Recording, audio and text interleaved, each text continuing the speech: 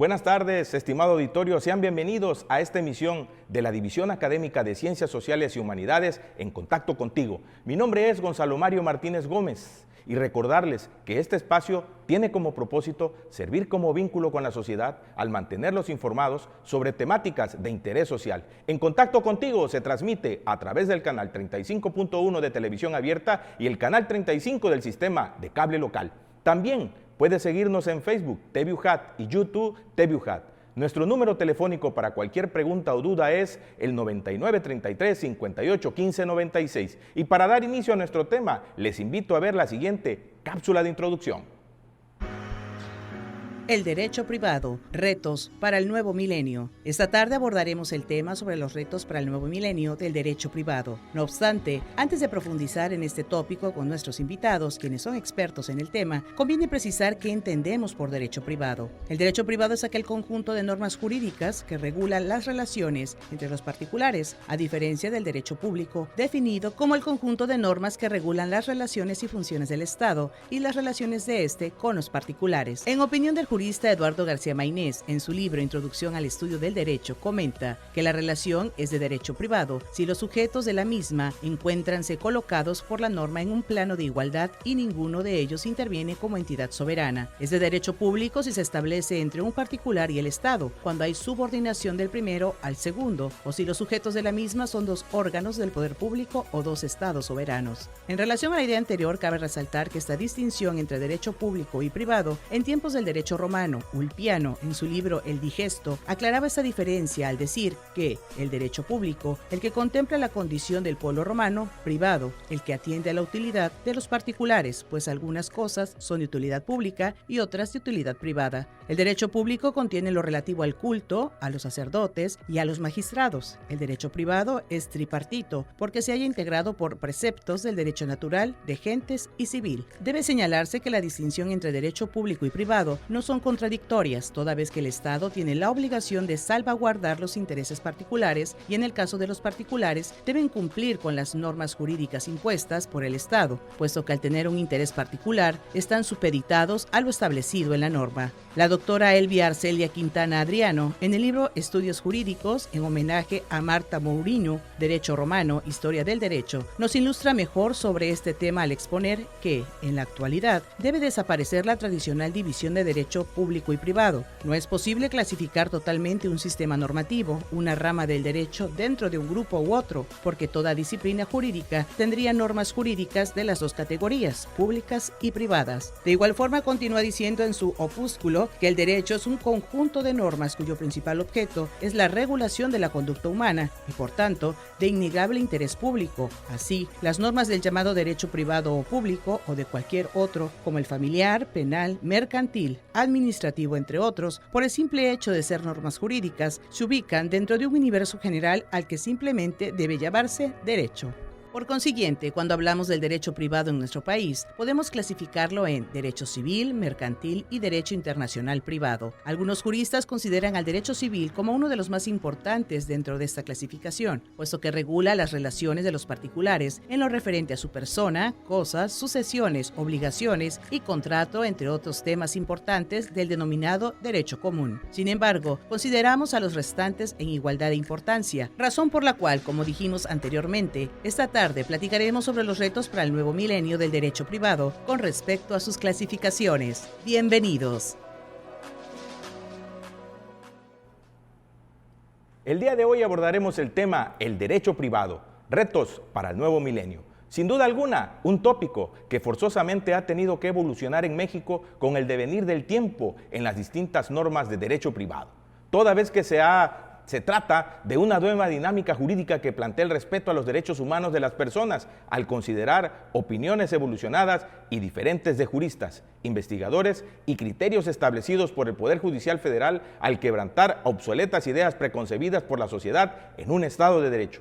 Razón por la cual hemos transitado en este nuevo milenio a un derecho privado con transformaciones legales de fondo que han permitido cambiar figuras jurídicas en un contexto socialmente distinto que responde a tratados internacionales, estándares internacionales y derechos humanos, introduciendo principios y preceptos legales acordes al siglo XXI. Es decir, se han redefinido los contenidos y alcances del derecho privado. Esta tarde tenemos como invitados especiales para platicar con nosotros sobre este tema de análisis al doctor Rolando Castillo Santiago y al doctor José Armando Flores Sánchez. Sean ustedes bienvenidos a este su programa de la División Académica de Ciencias Sociales y Humanidades en contacto contigo. Y antes de empezar, le daré lectura brevemente a la semblanza curricular de cada uno de ellos. El doctor Rolando Castillo Santiago, profesor investigador de la División Académica de Ciencias Sociales y Humanidades de la Universidad Juárez Autónoma de Tabasco, doctor en Estudios Jurídicos con mención honorífica por la Universidad Juárez Autónoma de Tabasco, en donde es profesor investigador de la División Académica de Ciencias Sociales y Humanidades. Forma parte del Sistema Nacional de Investigadores del Consejo Nacional de Ciencia y Tecnología, nivel candidato. Fue becario CONACYT para la realización de estudios de posgrado en el Programa Nacional de Posgrados de Calidad. Se ha destacado por su labor de investigación en temas de derechos de familia, orientado a los derechos de las niñas y adolescentes, por lo que es integrante de la Academia Euroamericana de Derecho de Familia, con sede en Buenos Aires, Argentina. Recibió el premio institucional a la mejor tesis de doctorado en la Universidad Juárez Autónoma de Tabasco. Publicó el libro El interés superior del menor en el derecho procesal mexicano por la editorial Tirán Leblanc. Algunas de sus publicaciones más destacadas son los capítulos de los libros El derecho preponderante de los menores frente a las nuevas tecnologías, una figura llamada grooming, Los jueces del siglo XXI ante la figura de la alineación parental, el artículo La autotutela, derecho comparado en México, y Niños migrantes, una permanente violación a sus derechos, y ha realizado diversas estancias. Por otra parte, también le daré lectura a la semblanza curricular del doctor José Armando Flores Sánchez. Estudió la licenciatura en Derecho y fue uno de los que obtuvo el primer lugar de aprovechamiento con un promedio general de 9.74. También cursó la maestría en Ciencias Penales por la Universidad del Valle de México y se tituló con mención honorífica. Realizó estudios de doctor en Estudios Jurídicos en el Programa Nacional de Posgrado de Calidad, Universidad Juárez Autónoma de Tabasco. Es también abogado postulante y profesor de las materias de Criminología y diversas materias en el área de Derecho en diversas universidades particulares y en el estado de Tabasco y Chiapas.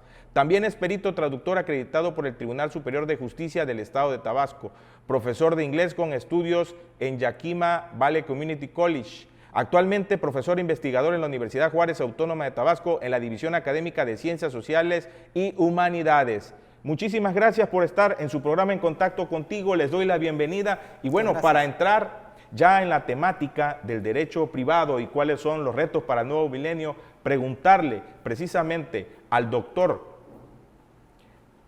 Rolando Castillo, ¿qué es el derecho privado? Bueno, pues el derecho privado se encarga de la relación que existen entre los particulares. También es preciso señalar y abonar a lo que se señaló en la cápsula de que infiere o también se relaciona a las personas jurídicamente colectivas o a las personas morales, como también se le denomina. Y a excepción del derecho público, que el Estado es un ente regulador, también puede formar parte de esta sinergia que se da en el derecho privado, porque el Estado puede entrar también con las mismas obligaciones que un particular, ¿sí? El derecho privado pues se enfoca en dos principales puntos, ¿no? Que habla sobre la autonomía de la voluntad y la equidad o la igualdad que existen entre esa relación que se puede dar y que se tiene que dirimir a través del derecho privado. Doctor, ¿en qué se diferencia el derecho privado del derecho público? Muy bien, como mencionó el doctor Rolando, el derecho privado se da entre particulares y en el derecho privado también el Estado puede interactuar como parte. Y el derecho público tiene que ver el derecho en el que el Estado, por ser el poder coercitivo, impone sus normas. Es decir, que los particulares tienen la obligación de obedecer lo que el Estado le impone. Eso es lo que se menciona a través del derecho público.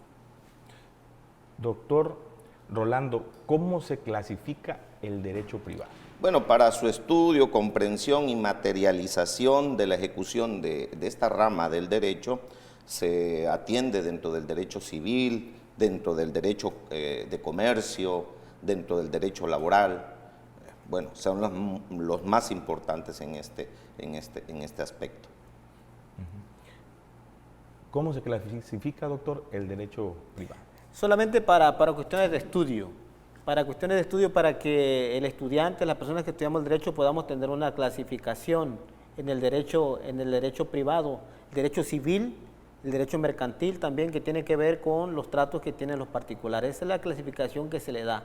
Pero para el ser humano, para las personas del Estado, las personas que nos ven, podemos decir que el derecho civil es el que regula las relaciones entre los particulares, exclusivamente los tratos que tenemos diariamente con nuestros semejantes, con nuestros vecinos, con las personas que están en la calle, con los contratos que hacemos con personas individuales o también con compañías. Esa es la clasificación que se le da para así decirlo, para tener un estudio.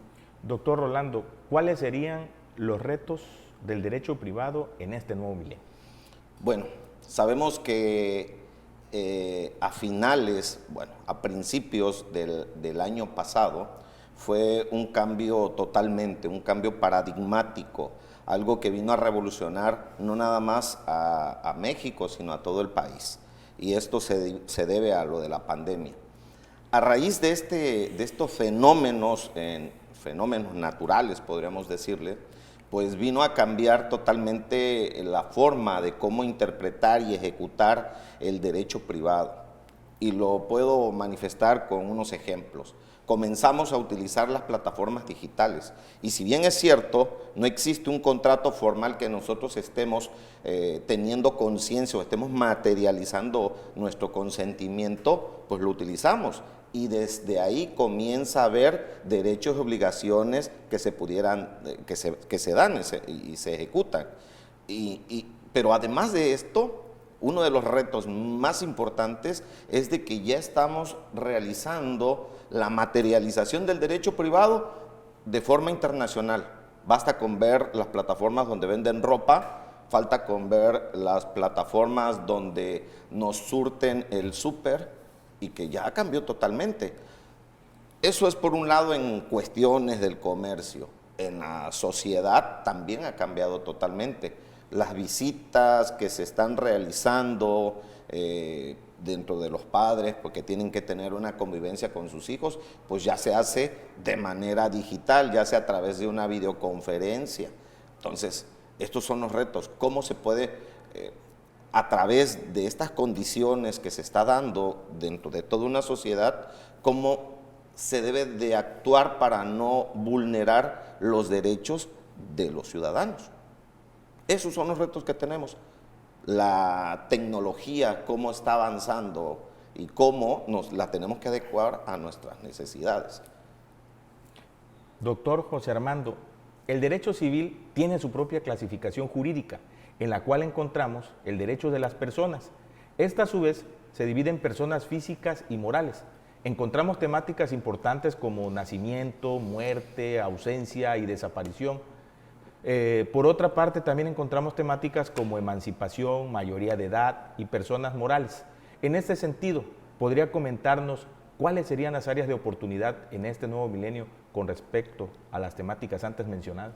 Muy bien. Es un tema bastante interesante y bastante importante en este nuevo milenio. Como personas, como seres humanos, tenemos algo que se llama la dignidad humana.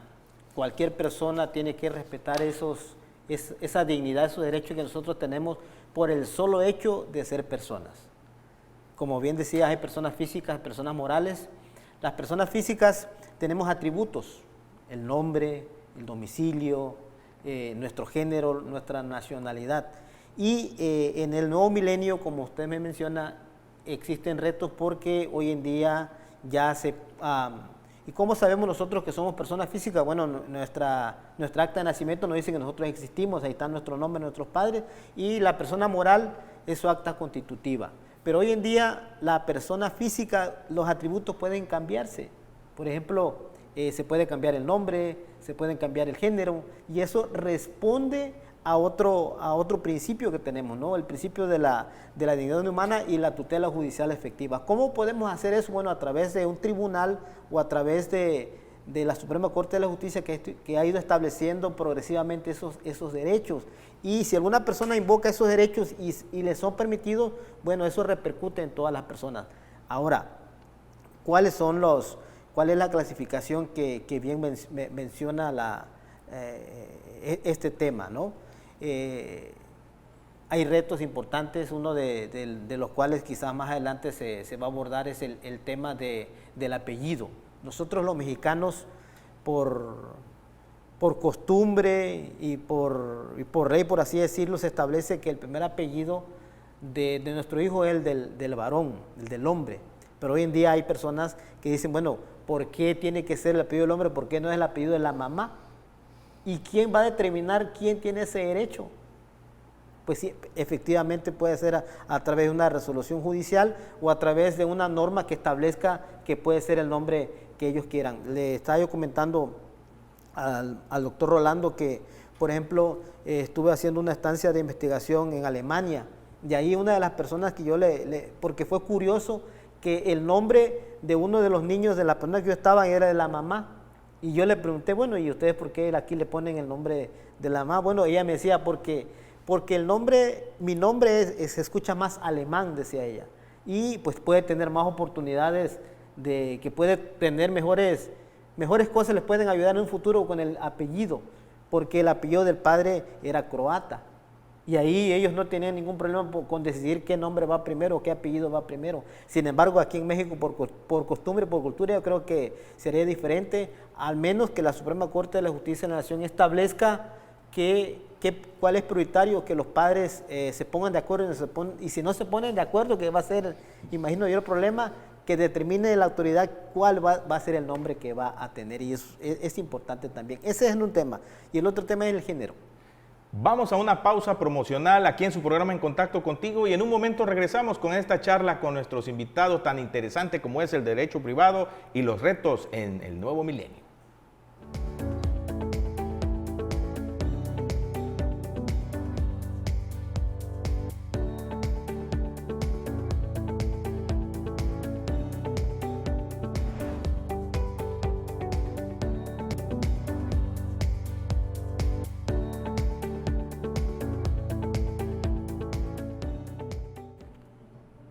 Continuamos en su programa En Contacto Contigo y estamos platicando con el doctor Rolando y con el doctor José Armando, pero antes de continuar con la plática, quiero agradecerle al doctor Rolando Castillo Santiago, quien publicó esta obra que se llama El Interés Superior del Menor de manera conjunta con la doctora Emma Estela Hernández Domínguez, y nos trajo 3 libros para obsequiarle a nuestros televidentes, aquellos televidentes que estén interesados, que en el chat, en las redes sociales, pongan algún comentario con relación a la temática de derecho privado, y pasarán posteriormente a recoger este libro con el licenciado Juan Carlos de León a la División Académica de Ciencias Sociales y Humanidades de nuestra alma mater.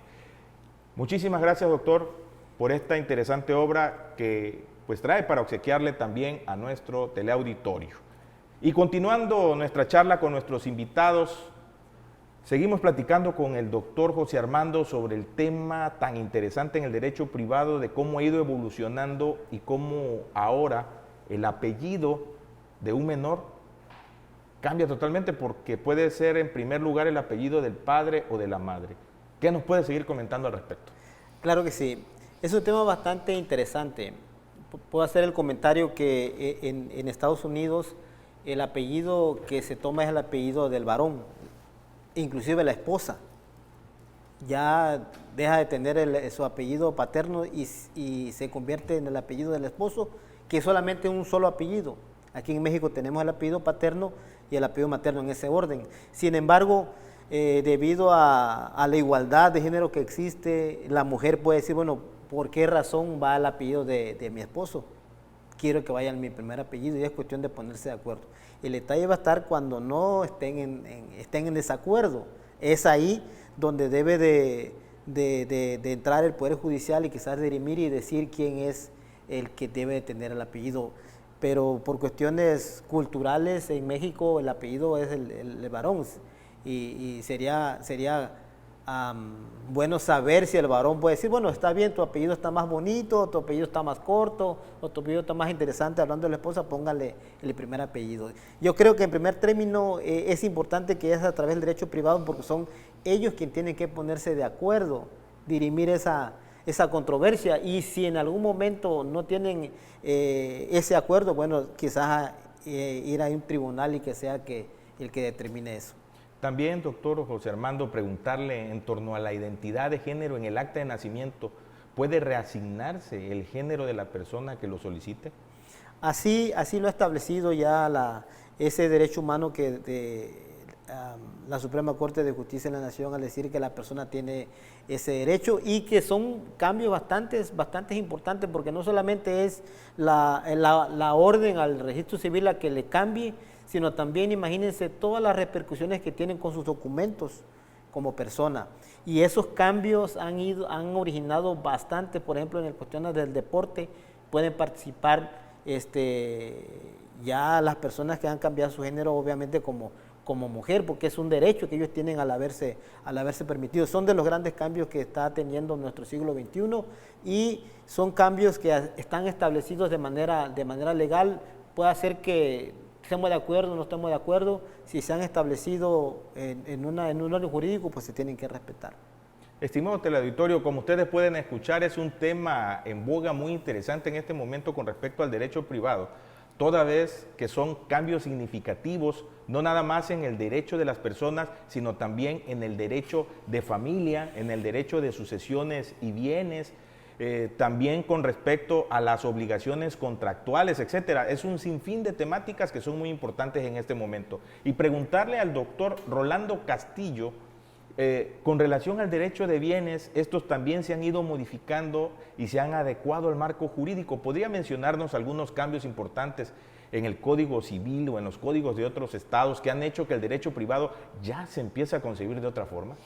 Pues mira, hay que entender que la sociedad es cambiante, la forma de cómo se está evolucionando, donde ya los patrones tradicionales vienen a ser desfasados para lograr lo que se llama la igualdad y la equidad, y pues el derecho para que al final se materialice con la justicia, que es lo que todo ciudadano, todo gobierno es el que necesita, pues tiene que dar respuestas, ¿no? Ahorita me viene a la mente sobre las sucesiones.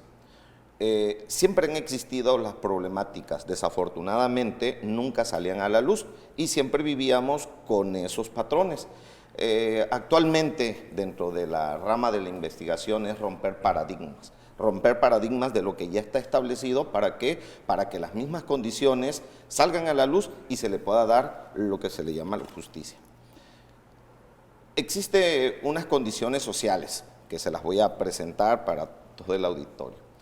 Regularmente, pues el matrimonio, a través de un acta, pues bueno, se puede justificar que es una relación que se da. Muchos juristas dicen que o lo toman como un contrato, bueno, son muy particulares puntos de vista, ¿no? Pero pues bueno, cuando dentro de ese matrimonio se ejerce la sociedad conyugal o se manifiesta la sociedad conyugal, pues bueno, es un derecho que tiene la vigencia hasta que ese matrimonio quede nulo, o pues hasta que ese matrimonio pues se disuelva mediante una sentencia o del acuerdo de voluntades, ¿no?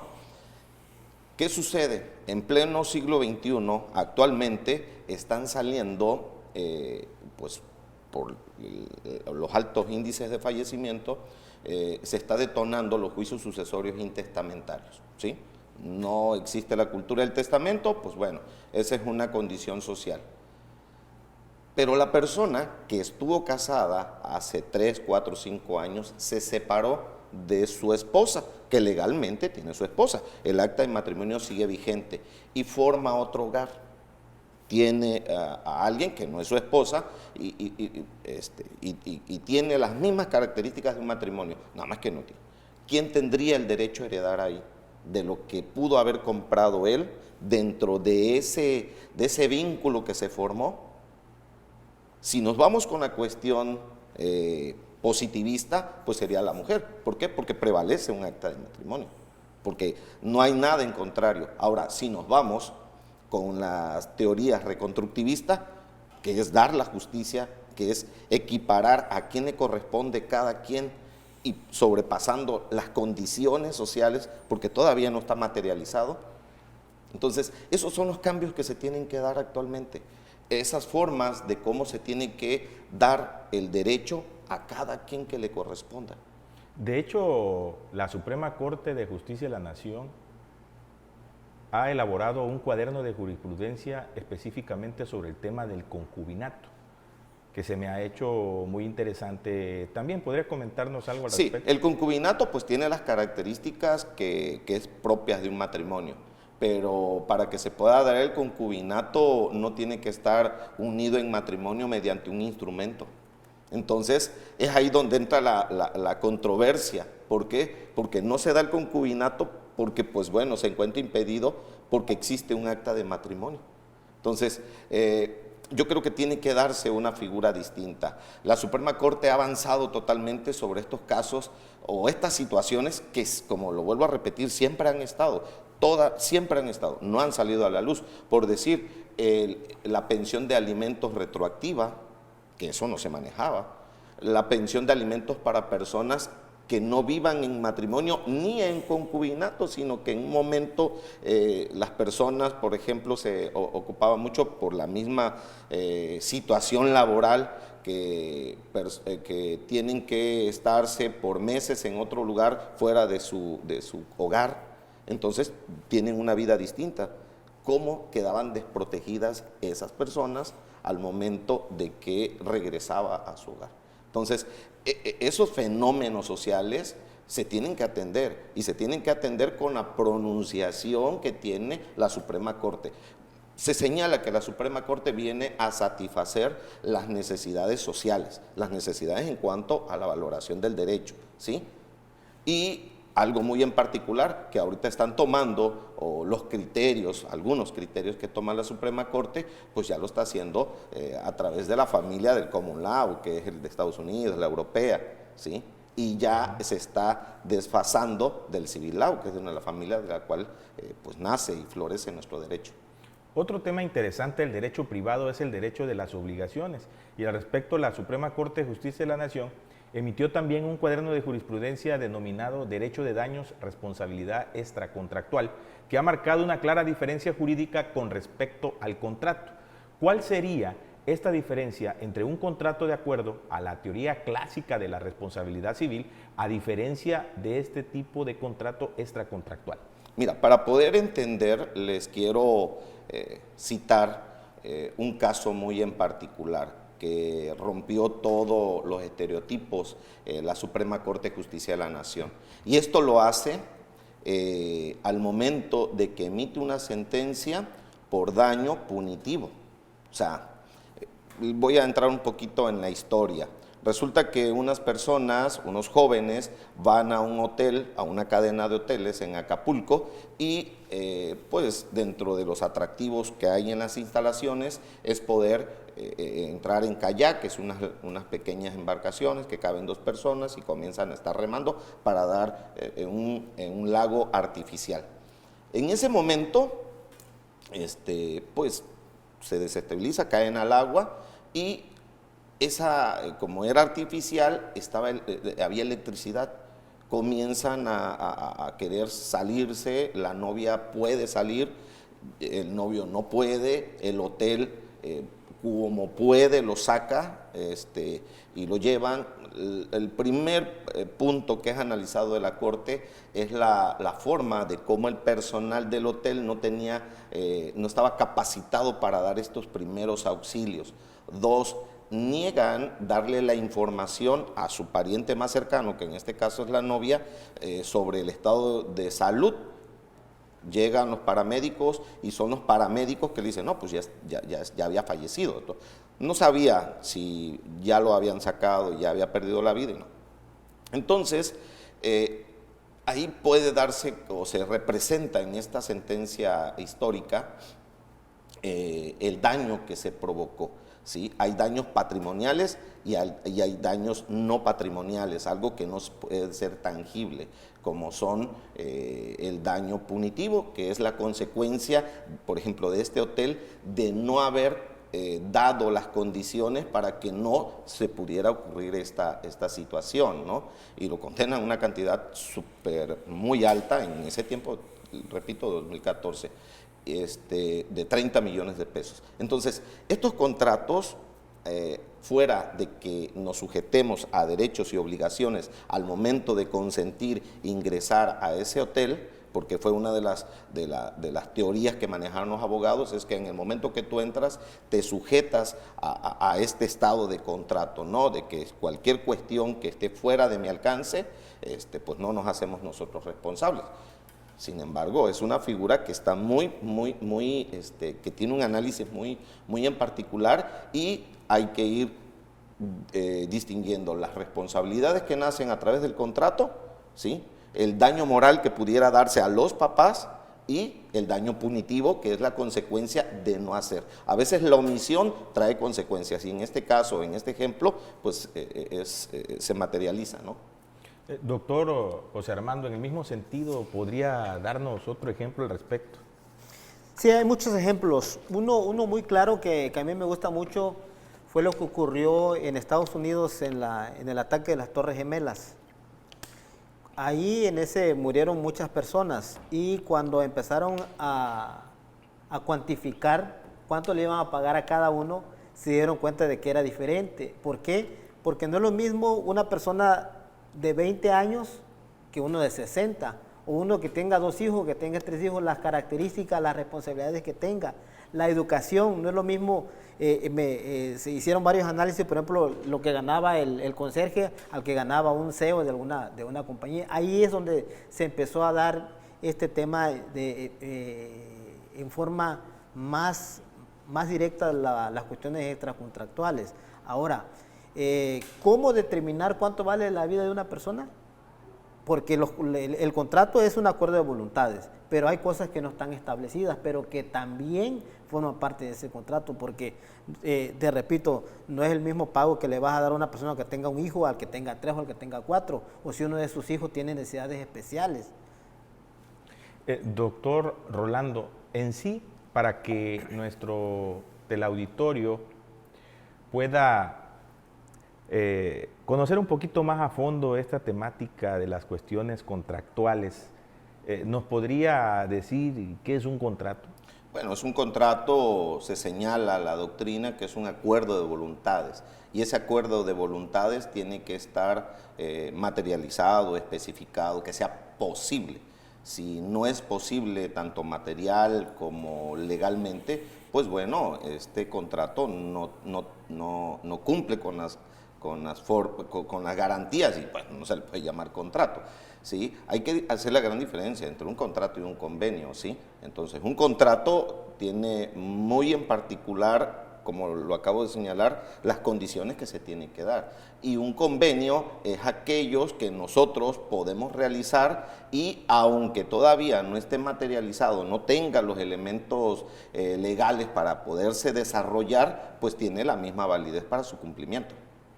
En caso de que no se le dé cumplimiento al contrato, dentro del mismo contrato, ¿se puede estipular alguna cláusula de penalización? Claro, hay que recordar que el contrato es el acuerdo de voluntades, y al momento que nosotros nos estamos exponiendo derechos y obligaciones recíprocamente, tengo un derecho, por decir un contrato de prestación de servicio, tengo un derecho de cobrar mis honorarios y de hacer las actividades que tengo y acredito tener la capacidad para poder desarrollarla. ¿Y cuál es mi derecho? Mi derecho es que me pague, ¿sí?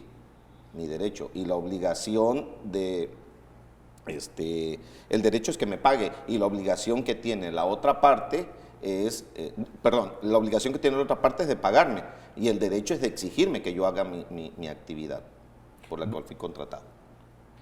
Vamos a una pausa promocional y regresamos aquí en su programa En Contacto Contigo. Estamos charlando con el doctor Rolando Castillo y con el doctor José Armando. La temática, derecho privado, retos para el nuevo milenio.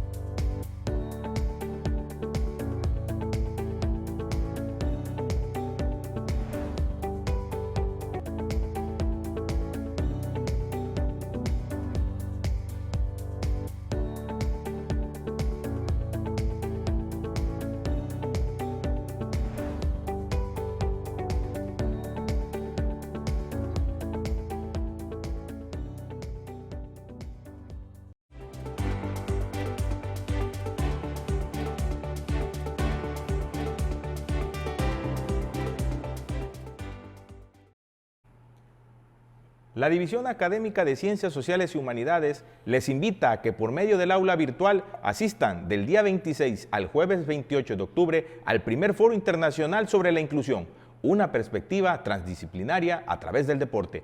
Asimismo, la División Académica de Ciencias Sociales y Humanidades se complace en invitarles al magno evento de la presentación del libro Mujeres que corren con los lobos, de la autora Clarisa Píncula Estés. La conferencista será la maestra Ana Guerra del Real. Este evento se realizará a través del aula virtual de la división el día lunes 25 de octubre del presente año. También es importante darles a conocer que habrá un evento denominado Diálogo Jurídico sobre el Derecho a la Identidad, Análisis de Casos e Interpretación del Derecho en el siglo XXI. Es el primer encuentro nacional de estudiantes de posgrado, alumnos de la Maestría en Derecho y Maestría en Estudios Jurídicos de la Universidad Juárez Autónoma de Tabasco. Continuamos, ahora sí, en esta charla que tenemos con el doctor Rolando y con el doctor José Armando, y para continuar con la temática, preguntarle al doctor José Armando, ¿se puede nulificar un contrato? Desde luego que sí. En las mismas cláusulas del propio contrato pueden establecerse las formas de nulidad o cuando puede cortarse ese vínculo, esa relación. Pero también existen otras, por ejemplo, cuando hay vicios en el consentimiento, hay error, dolo, mala fe, hay personas que de mala fe hacen contratos y pueden nulificarse. Doctor Rolando, para que nuestro teleauditorio comprenda un poquito más este tema de la responsabilidad extracontractual, ¿podría usted ahondar un poquito más en el tema? Bueno, para entender el tema relacionado con los contratos es preciso señalar que en todo momento nosotros nos estamos sujetando a un contrato. Y no precisamente que lo materialicemos donde estampemos nuestro consentimiento a través de la firma, sino el consentimiento ya bien inmerso dentro de esos contratos. Regularmente cuando nosotros adquirimos un seguro para nuestro vehículo, pues estamos sujetos a un contrato que tienen muchas cláusulas. Esas cláusulas pues no las podemos ver o no se nos entrega de forma física, sino solamente con un pequeño recibo que nos expide, ¿sí? Estos contratos ya se encuentran regulados y se encuentran registrados y pues lo tiene la institución que es la Procuraduría Federal del Consumidor. Desconocemos, la mayoría de las personas desconocemos que estamos sujetos a un contrato, incluso cuando vamos al banco, cuando estamos contratando telefonía celular, estos contratos nosotros podemos ingresar a esa página y ahí vienen esos contratos, y esos contratos tienen como características o son denominados o llamados los contratos de adhesión. O sea, ahí están. Esos contratos nosotros los podemos hacer válidos en cuanto a su incumplimiento. Podemos obligar forzosamente a que se cumplan. O en su caso, con otra de las consecuencias que puede derivar de algún detalle o problema que tuviéramos con los contratos, pues bueno, pedir que ya no tenga esa vigencia. Yo ya no me quiero sujetar a esos derechos y a esas obligaciones. Las consecuencias que pueden haber por no cumplir el contrato tiene como consecuencias una responsabilidad civil. Y esa responsabilidad civil recae mucho más allá de lo que pudiéramos haber contratado. Bueno, es decir, si al momento de que contrato una telefonía celular y es la única con la cual tengo comunicación y que en ese momento no puedo yo el internet me falla y la compañía a la cual yo le estoy pagando ya no tengo internet, y por esa causa traiga como consecuencia el que no pueda tomar los cursos que se están dando a través de una videollamada o de alguna plataforma digital, pues esa sería como una responsabilidad por la falta del cumplimiento de ese contrato. Son las consecuencias que se puede dar, independientemente de que no me está dando el servicio por el cual yo contraté. Doctor José Armando, en otro tema y por otra parte, el derecho de familia también ha provocado que en los códigos civiles el derecho privado empiece a tener otros matices jurídicos, como en el caso del matrimonio igualitario, la adopción, el divorcio incausado, concubinato, entre otros temas de esta índole que han provocado un cambio rotundo de paradigma jurídico dentro de una sociedad. Preguntarle, ¿cómo están las cosas con respecto a estas temáticas? ¿Nos podría comentar tantito? Son varios los temas y hablar con cada uno de ellos nos llevaría bastante tiempo. Pero lo que sí debemos entender es que ya son otros tiempos, las leyes se están cambiando, se están adaptando. Hoy en día existen mayor protección a las minorías, como en el caso de las personas homosexuales o a las personas que tienen ese tipo de características. La ley los protege y tienen derechos y tienen que ser respetados. Existe también el asunto de la protección al interés superior del menor, que es el tema que bien aborda el doctor Rolando, donde se mencionaba hace rato el tema de la pensión alimenticia. Si, por ejemplo, algún papá no reconoció un hijo, pero más adelante él lo reconoce, tiene la obligación de proporcionar los alimentos que no le dio. Eso anteriormente no existía. Entonces, el derecho de esas minorías, la protección que la ley hace a ese tipo de personas, es lo que debemos de entender, que deben de aceptarse y que deben de ir progresivamente protegiendo más esos derechos, para que el ser humano pueda sentirse protegido de que la ley efectivamente le brinda esa protección. Entonces, estamos ante un cambio radical de un paradigma de derecho privado para este nuevo milenio, doctor Rolando. Sí, definitivamente el derecho privado se tiene que ver desde el punto de vista humano. La Constitución hace referencia y por cuestiones lógicas jurídicas, lo primordial es el ser humano y todos los derechos que trae inmerso.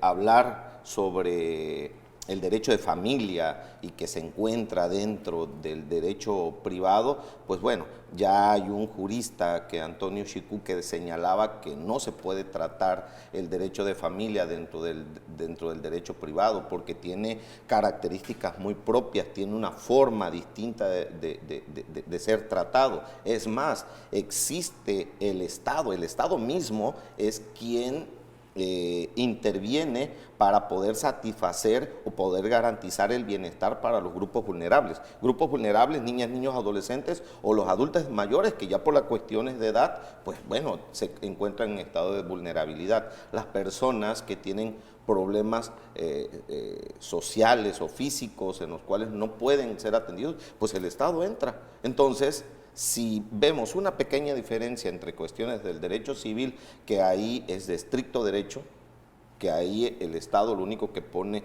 los mecanismos para que se dé una administración de justicia entre los particulares, aquí estamos viendo que el derecho de familia cambia totalmente. Entonces, las condiciones se están dando, ha evolucionado, como lo repito, el ser humano tiene que ser lo primordial y el Estado en todo momento tiene que atender estos mismos derechos, ¿sí?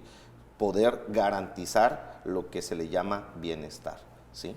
Sí, en ese sentido, la Suprema Corte de Justicia de la Nación ha emitido una diversidad de criterios protegiendo los derechos humanos. De hecho, le daba lectura el otro día a un criterio emitido por la Suprema Corte con relación a que, aunque las personas ya cumplan la mayoría de edad, también si los padres no cumplieron con la pensión alimenticia, la persona, aunque sea mayor de edad, tiene derecho a una pensión alimenticia retroactiva. Entonces, esto significa un total cambio de paradigma en los códigos civiles con la emisión de estos criterios. ¿Qué nos puede comentar, doctor José Armando? Correcto. No solamente el hecho de que el menor, que es persona adulta, no recibió la pensión, también la esposa que se dedicó solamente a las labores del hogar, aunque se hayan casado por bienes separados, también la Suprema Corte ha establecido que tiene ese derecho. Efectivamente, el derecho de familia está permeando los ámbitos jurídicos, no solamente en estricto respeto a los derechos humanos, al principio pro homine que menciona la Constitución, sino también va más allá. Los tratados internacionales protegen ese derecho, y aunque la Constitución diga algo y los tratados internacionales digan otra cosa, se respeta el principio que más proteja al ser humano. Entonces, efectivamente, el menor, el joven que es mayor de edad, que no recibió pensión, puede recibirla retroactivamente. La esposa que acusa o demanda que no se le trató bien, que en la división de los bienes no se le respetó, que ella se dedicó solamente a la labor del hogar, tiene la Suprema Corte ya establecido que tiene ese derecho de poder ser indemnizada económicamente y resarcir ese tiempo que ella se dedicó a la labor del hogar, cosa que rompe paradigmas. Estamos en el siglo XXI, donde efectivamente se debe de priorizar el derecho humano, el derecho a la vida y el derecho a la forma que nosotros tenemos que vivir. Fíjense que sí ha cambiado bastante y hay muchísimos retos que se han asumido en el derecho privado. Con la temática, por ejemplo, del divorcio incausado. También es otro tema de derecho privado que ha causado algo de controversia porque muchos estados no han legislado al respecto. No sé si pueda comentarnos algo. Sí, pues bueno, el primer detalle o el primer áreas o oportunidades a desarrollar que deben de tener todos los que administran la justicia es ponerse de acorde a las disposiciones que señala la jurisprudencia como una fuente del derecho. Quitarnos esa figura positivista que todo tiene que estar emanado dentro del código sustantivo y si no aparece dentro del código sustantivo pues no podemos pronunciarnos, estamos limitando en su momento el ejercicio del derecho y la eficacia y la finalidad de ese mismo derecho. Los jueces, digo, con el ánimo de ver, tienen una oportunidad grande de dejar huella, de romper esos paradigmas y sujetarse al bienestar o por lo cual ellos están dedicados, que es dar lo que es la justicia. De lo contrario, estamos limitando el mismo derecho, lo estamos limitando. Por ejemplo, en el estado de Tabasco, pues no, nosotros todavía no se atiende. El Código Civil señala que tenemos que ejercer o tenemos que demandar una de las causales que señalan para que se pueda dar ese divorcio, ¿sí? Es la forma de entrar procesalmente. Sin embargo, desde el momento que nosotros citamos la jurisprudencia como una fuente del derecho y que se tiene que aplicar bajo el control difuso o el control de convencionalidad, pues es una obligación. De nada nos sirve de que nos puedan negar el derecho a la disolución de ese vínculo derivado de la pronunciación de la Suprema Corte por una jurisprudencia y nos los nieguen aquí y tengamos que tocar la puerta de los juzgados de garantías, ¿sí? Los juzgados garantes a través de un amparo. Entonces, existen muchas situaciones en donde la administración de justicia tiene que enfocarse para poder atenderlos y creo yo, y seguro estoy, que se van a quitar o van a bajar los altos índices de expedientes que se pudieran dar, ¿no? La jurisdicción voluntaria que también, bueno, ahorita que estábamos hablando, donde los notarios pueden dirimir ciertas situaciones en donde no es necesario, no hay una litis, sino el mero consentimiento y que sea lícito, que sea viable, es una forma también de cómo podemos ir desahogando esos juzgados que están sobrepasados en cuanto a la necesidad de la colectividad social, ¿no? Entonces, yo creo que esos son los puntos en los cuales se deben de atender y tenemos la oportunidad, hay la viabilidad para poder ejecutarlo. Sí, doctor José Armando, ¿algún comentario al respecto sobre esta temática de los retos del nuevo milenio? Claro que sí. Hablando sobre el divorcio causado, la Suprema Corte ha establecido el libre desarrollo de la personalidad. Es decir, con que una de las personas quiera divorciarse o quiera separarse, con eso basta. Que la otra persona no quiera, pero uno quiere, entonces tienen que respetarse ese derecho, y eso es lo que ha establecido la Suprema Corte de la Justicia de la Nación. Efectivamente, nuestro código todavía no está establecido, pero la Suprema Corte se ha pronunciado y se tiene que respetar. Los jueces y todo órgano jurisdiccional tiene que respetar lo que dice la Suprema Corte de la Justicia de la Nación. Entonces, ante estos retos del nuevo milenio, yo quiero decir que nosotros como seres humanos, no solamente como estudiosos del derecho, como conocedores de las leyes, debemos de respetar las mismas. No necesitas ser un doctor en derecho para saber que algo está mal. No necesitas tener un código o haberlo leído para saber las cosas que están mal. Entonces, en la medida en que nosotros nos pronunciemos como seres humanos a respetar a las personas, al ser humano, yo creo que vamos a vivir un poco mejor. Doctor Rolando, ¿alguna consideración o conclusión final que quiera compartir con nuestro auditorio? Pues bueno, el derecho, como lo señala el doctor Armando, pues está al alcance de todos, tiene que estar al alcance de todos. ¿Para qué? Para que logremos tener un bienestar, una colectividad armónica entre todos. Yo siempre les sugiero a las personas que si tienen alguna duda, que se acerquen a los juzgados, que se acerquen a las instituciones y seguro estoy que les van a dar todo el apoyo. Pues ya basta de que por el desconocimiento de procesos, que a veces los procesos son algo tediosos, engorrosos, pues se pueda violentar o se siga violentando esos derechos.